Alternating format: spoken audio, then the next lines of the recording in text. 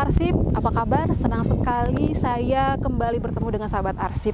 Sebelumnya saya ingin mengucapkan selamat menunaikan ibadah puasa di Ramadan 1444 Hijriah bagi seluruh sahabat Arsip yang menjalankan. Nah, seperti tahun sebelumnya, Balai Arsip Statis dan Tsunami setiap bulan Ramadan menghadirkan tayangan khusus untuk mengajak sahabat Arsip berkeliling ke tempat-tempat bersejarah, situs-situs yang mempunyai cerita yang patut kita ketahui. Dan pada edisi pertama kali ini, saya sudah berada di Desa Indrapuri di Kabupaten Aceh Besar. Ini tempat pertama kita untuk berkeliling ke tempat wisata, situs sejarah yang mempunyai cerita yang menarik adalah Masjid Tuha Indrapuri yang akan kita telusuri. Ceritanya seperti apa dan ada sejarah apa di baliknya. Langsung saja kita masuk ke Masjid Tuha Indrapuri.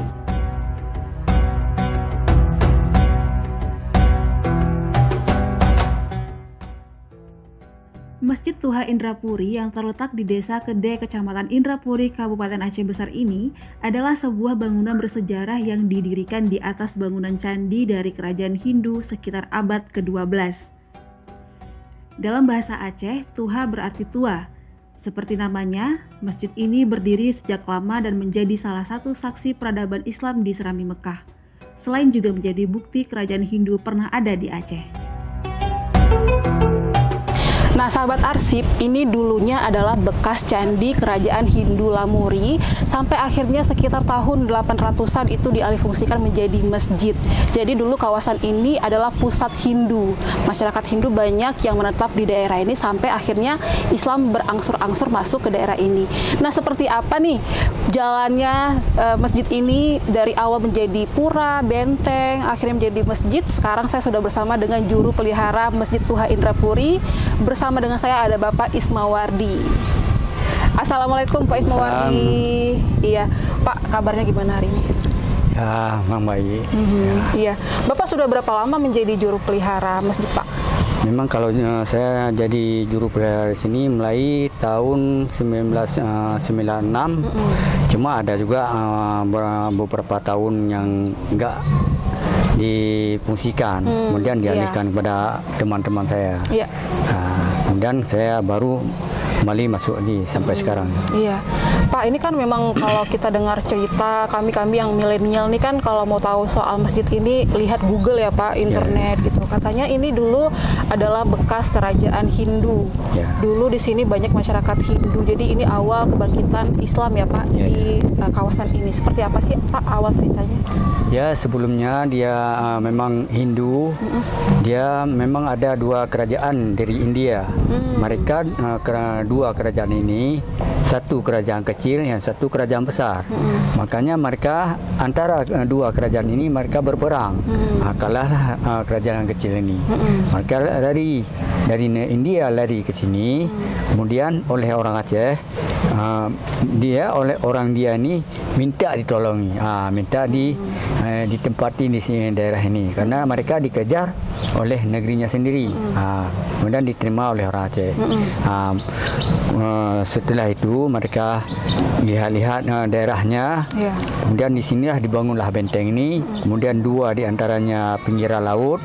Karena dulunya mereka orang-orang Aceh ini sebelum Islam ini mereka memang agama animisme nih, agama yang menyembah apa yang mereka mau sembah. Kemudian Hindu ini masuk, dibuatlah satu agama. Kemudian mereka membuatlah tiga benteng ini.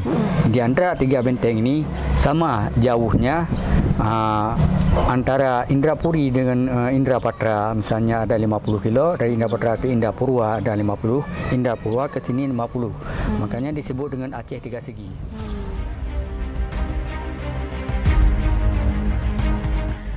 Kerajaan Hindu di Indrapuri bukanlah satu-satunya kerajaan Hindu yang ada di Aceh, terutama di Aceh Besar.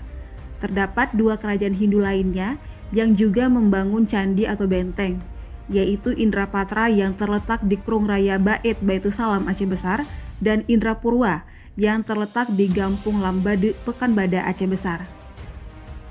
Keberadaan ketiganya dikenal dengan sebutan Aceh Tiga Segi atau Aceh Lehesago.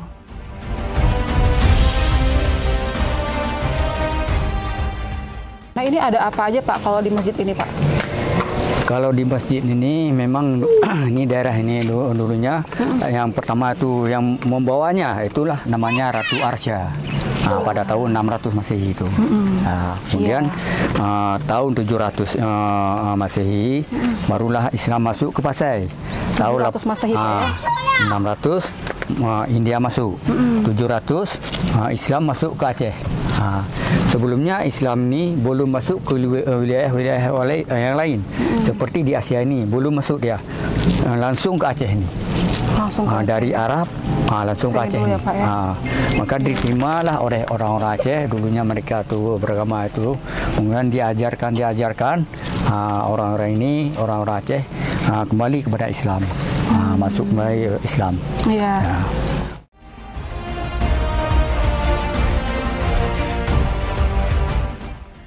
Dari segi arsitektur, masjid ini dipengaruhi oleh budaya Hindu, terlihat dari bentuk atap masjid yang bertingkat-tingkat. Masjid Tuha Indrapuri ini memiliki pekarangan dengan luas 33.875 meter persegi dan dengan tinggi mencapai 11,56 meter. Masjid ini ditutupi oleh tembok tua selebar bentang tangan pria dewasa, bentuknya mirip dengan benteng.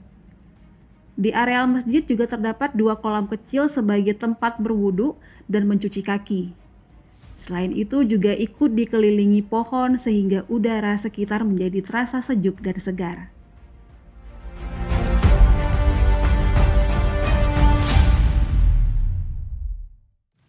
Oke, sahabat arsip, sekarang kita sudah masuk ke dalam masjidnya. Bisa dilihat di sini, mohon maaf Pak, kita bisa masuk lagi. Nah, jadi di sini itu konstruksinya memang hampir 85% itu dari kayu ya Pak ya?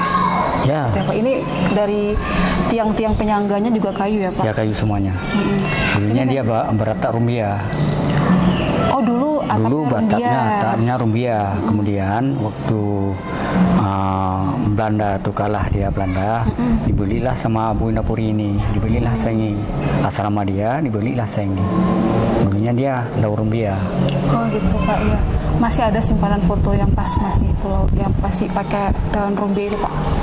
Masih ini punya koleksinya? Cuma ada, tapi kalau sama saya nggak ada nih. Ya. Bangunan utama Masjid Tuha Indrapuri menggunakan konstruksi kayu, namun dindingnya beton yang disangga tiang kayu yang masih kokoh berdiri hingga sekarang.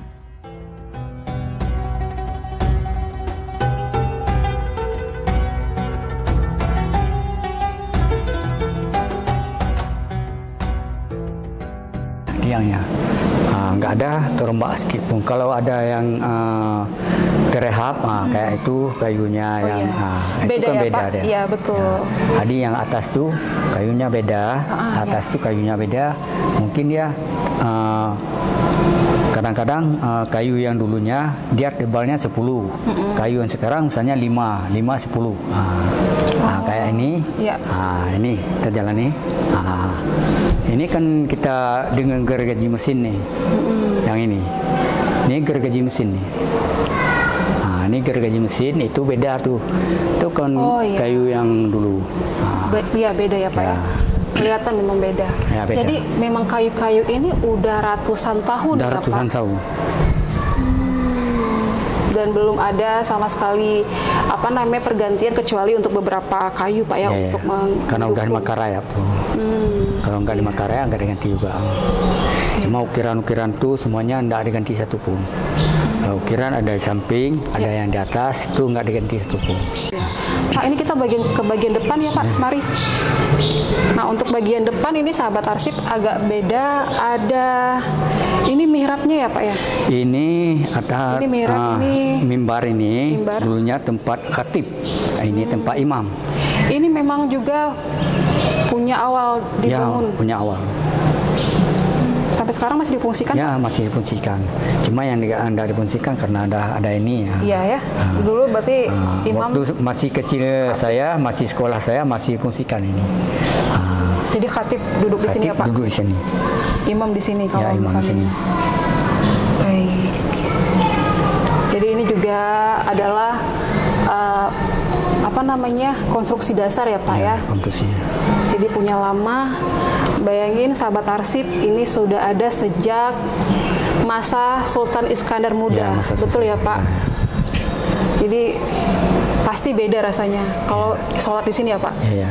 Karena ini sudah lama sekali, apalagi awal peralihan masa Hindu Pak ya, ke awal Islam. ke Islam. Ini menjadi saksi sejarah awal Hindu beralih ke Islam, awal masuknya Islam ke Serambi Mekah Pak, seperti itu. Ya.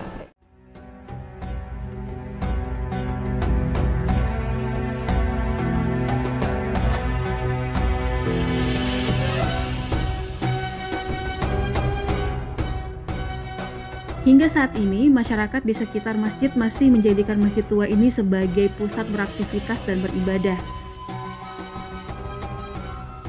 Masjid Tua Indrapuri ditetapkan sebagai salah satu situs cagar budaya oleh Balai Pelestarian Cagar Budaya Aceh. Itu berarti Masjid Tua perlu dikunjungi dan harus dilindungi serta dilestarikan.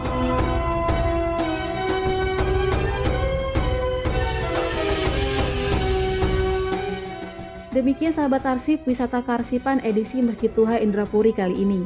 Semoga tayangan ini dapat memberikan khasanah pengetahuan baru ya bagi sahabat arsip mengenai masjid yang penuh dengan sejarah dan cerita ini.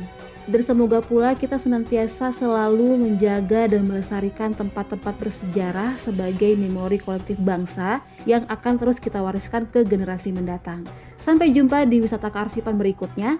Wassalamualaikum warahmatullahi wabarakatuh.